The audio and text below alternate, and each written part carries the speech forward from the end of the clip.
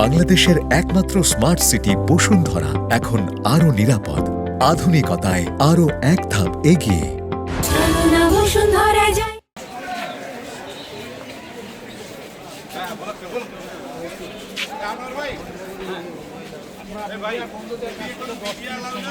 আচ্ছা ঠিক আছে, আপনাদের দাওয়াত ওখানে আর আমার দাওয়াত এইদিকে।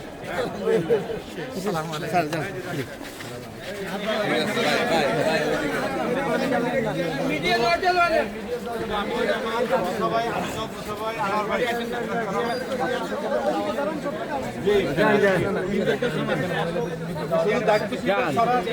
ভাই